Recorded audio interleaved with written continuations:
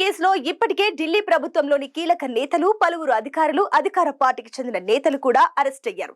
విచారణకు హాజరు కావాలని సీఎం కేజ్రీవాల్ కు ఈడీ నోటీసులు జారీ చేయగా కేజ్రీవాల్ హాజరు కాకపోవడంతో ఈడీ ఏం చేయబోతుందన్న దానిపై ఉత్కంఠ నెలకొంది.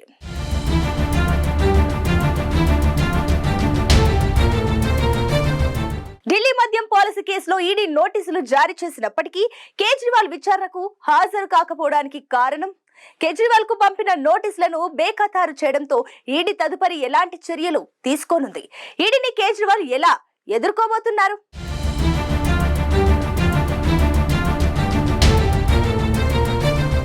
ఢిల్లీ మద్యం పాలసీ కేసులో ఎన్ఫోర్స్మెంట్ డైరెక్టరేట్ జారీ చేసిన సమన్లను ఢిల్లీ ముఖ్యమంత్రి, Aam Aadmi party national convener Arvind Kejriwal బేఖాతరు చేశారు. ఢిల్లీ లిక్కర్ పాలసీ కేసులో ముఖ్యమంత్రి అరవింద్ కేజ్రీవాల్ కి ఈడీ నోటీసులు జారీ చేసి నవంబర్ 2న విచారణకు రావాలని కేజ్రీవాల్ కు ఇచ్చిన నోటీసుల్లో పేర్కొంది ఈడీ. అయితే విచారణకు హాజరు కావాలని ఈడీ నోటీసులు జారీ చేసినప్పటికీ విచారణకు హాజరు కాకుండా మధ్యప్రదేశ్ అసెంబ్లీ ఎన్నికల ప్రచారానికి వెళ్లారు కేజ్రీవాల్. సాధారణంగా ఏ దర్యాప్తు సంస్థ సమన్లు జారీ చేసినా వాటిని ప్రతి ఒక్కరూ గౌరవించాల్సి ఉంటుంది. ఒకవేళ దర్యాప్తు సంస్థ చెప్పిన తేదీన హాజరవడం కుదరకపోతే అందుకు గల కారణాలను పేర్కొంటూ ఆ సంస్థకు లేఖ రాయవచ్చు. విచారణకు హాజరు కావలసిన వారు వారికి వీలైన తేదీని సూచించవచ్చు. అయితే దర్యాప్తు సంస్థ సమన్లకు రాజకీయ ఉద్దేశాలు ఆపాదిస్తూ ఎదురుదాడి తరహాలో బదులిస్తే వాటిని దర్యాప్తు సంస్థ పరిగణలోకి తీసుకోకపోవచ్చు. ఇప్పుడు కేజ్రీవాల్ విషయంలో ఇదే జరుగుతోంది.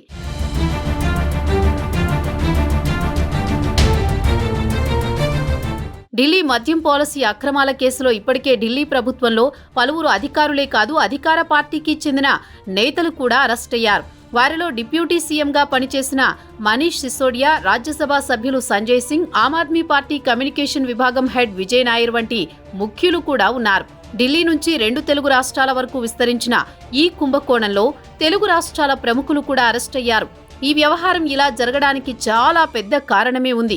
అప్పటి వరకు ప్రభుత్వం చేతిలో ఉన్న మద్యం దుకాణాలు, రిటైల్ విక్రయాలను ఇతర రాష్ట్రాల మాదిరిగా బిడ్డింగ్ ఆహ్వానించి అప్పగించే ఉద్దేశంతో ఢిల్లీ ప్రభుత్వం కొత్త మద్యం పాలసీని తీసుకొచ్చింది. ఆ పాలసీ రూపకల్పన సమయంలోనే కొంతమంది మద్యం వ్యాపారులతో కలిసి కుమ్మక్కై వారికి అనుకూలమైన నిబంధనలు చేర్చి అనుకూలంగా లేని వాటిని తొలగించారన్నది ఒక అభియోగం మోపింది ఈడీ.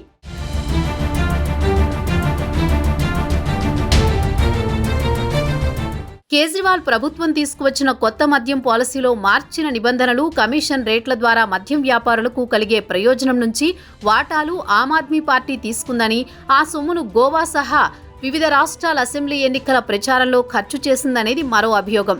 ఈ మొత్తం వ్యవహారంలో జరిగిన కుట్ర, అవినీతి తదితర అంశాలపై సెంట్రల్ బ్యూరో ఆఫ్ ఇన్వెస్టిగేషన్ దర్యాప్తు చేస్తుండగా ఇందులో చోటు చేసుకున్న మనీ లాండరింగ్ అంశాలపై ఈడీ దర్యాప్తు చేస్తోంది. ఈ విచారణలో భాగంగా 2 దర్యాప్తు సంస్థలు అనేక మందిని ప్రశ్నించాయి. కొందరిని అరెస్ట్ చేసి వాంగ్మూలాలు నమోదు చేసుకున్నాయి. అలాగే అనేక డాక్యుమెంట్లు, డిజిటల్ ఆధారాలను సేకరించాయి. ఈ మొత్తం వ్యవహారంలో డిప్యూటీ సీఎం సిసోడియా మాత్రమే కాదు, సీఎం అరవింద్ కేజ్రీవాల్ హస్తం కూడా ఉందని భావిస్తున్నాయి. అందుకే అరవింద్ కేజ్రీవాల్ను ఇప్పటికే విచారించిన సీబీఐ స్టేట్మెంట్ను రికార్డ్ చేసుకుంది.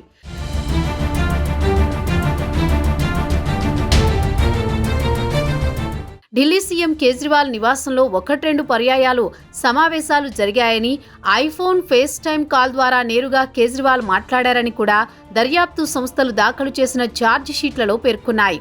తన మనిషిగా విజయ్ నాయర్ వ్యవహరిస్తారని కేజ్రీవాల్ స్వయంగా చెప్పినట్లు వెల్లడించాయి. ఆ మేరకు సీబీఐ ఈ ఏడాది ఏప్రిల్ నెలలో 2 పర్యాయాలు కేజ్రీవాల్ను విచారణకు పిలిచి ప్రశ్నించింది. ఇప్పుడు తాజాగా ఈడీ కూడా సమన్లు జారీ చేసి నవంబర్ 2న విచారణకు హాజరు కావాల్సిందిగా ఆదేశించింది. Prevention of money laundering act 2002లోని సెక్షన్ 50 ప్రకారం ఈడీ అధికారులు అరవింద్ కేజ్రీవాల్కు సమన్లు జారీ చేశారు. ఈ సెక్షన్ ప్రకారం ఏ వ్యక్తికైతే సమన్లు జారీ అవుతాయో సదరు వ్యక్తి నేరుగా హాజరవ్వాలి, లేదంటే తన తరపున ఒక ప్రతినిధినైనా పంపవచ్చు. ఈడీ అధికారులు అడిగిన ప్రశ్నలకు సరైన సమాధానాలు చెప్పాలి. అలాగే వారు అడిగిన పత్రాలు, రికార్డులు సమర్పించాల్సి ఉంటుంది.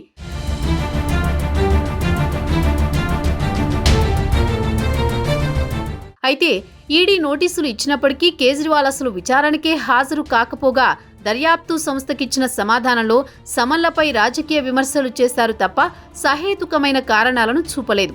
ఈ సమన్లు చట్టవిరుద్ధమని, ఓ రాజకీయ పార్టీ ప్రేరేపితమని విమర్శించారు. ఈ జవాబును ఈడీ పరిగణలోకి తీసుకునే అవకాశం లేదు. ఈ క్రమంలో మరోసారి సమన్లు జారీ చేసేందుకు ఈడీ అధికారులు సమాయత్తమవుతున్నట్టు తెలుస్తోంది. కేజ్రీవాల్ విచారణకు హాజరయ్యే వరకు సమన్లు జారీ ప్రక్రియ కొనసాగుతుంది.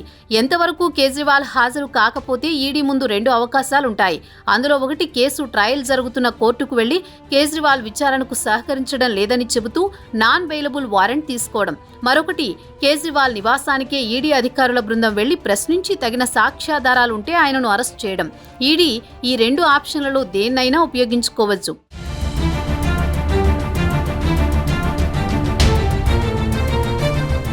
అయితే కేజ్రీవాల్ ఈడీ అధికారుల సమన్లను మరోసారి కూడా బేఖాతరు చేస్తారా, లేక తదుపరి సమన్లను గౌరవిస్తూ విచారణకు హాజరవుతారా అన్నది ప్రస్తుతానికి సస్పెన్సే. తనను లిక్కర్ కేసులో అరెస్ట్ చేస్తారంటూ ఎంపీ మనీష్ తివారీ చెప్పిన రోజే సమన్లు వచ్చాయి. కాబట్టి ఇవి రాజకీయ దురుద్దేశాలతో కూడిన సమన్లు అని కేజ్రీవాల్ అంటున్నారు. ఈ సమన్లు జారీని రాజకీయ కక్ష సాధింపు చర్యగా చెబుతూ ప్రజల్లో సానుభూతి పొందే ప్రయత్నాలు చేస్తున్నారనే విమర్శలు సైతం వినిపిస్తున్నాయి. ఈ క్రమంలో ఒకవేళ నిజంగానే కేజ్రీవాల్ అరెస్ట్ అయినా సరే దాని ద్వారా తన పార్టీ మైలేజ్ పొందాలని భావిస్తున్నట్లు కనిపిస్తోంది. ఈడీ దాడులపై దేశంలోని పలు విపక్ష పార్టీలు కేంద్రంలోని మోదీపై విమర్శలు చేస్తున్నాయి. ఆప్ అధినేత కేజ్రీవాల్ సహా మమతా బెనర్జీ, స్టాలిన్ వంటి ముఖ్యమంత్రి స్థాయి నేతలే కేంద్రంపై విమర్శలు చేయడం రాజకీయ వర్గాల్లో పెద్ద దుమారమే రేపుతోంది.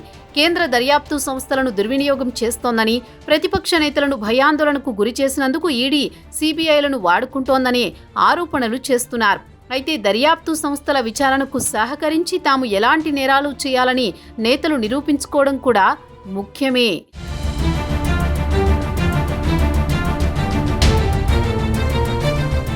ఢిల్లీ మద్యం పాలసీ కేసులో విచారణకు హాజరు కావాలని కేజ్రీవాల్ కు ఈడీ సమన్లు జారీ చేసినప్పటికీ ఆయన మాత్రం హాజరు కాలేదు.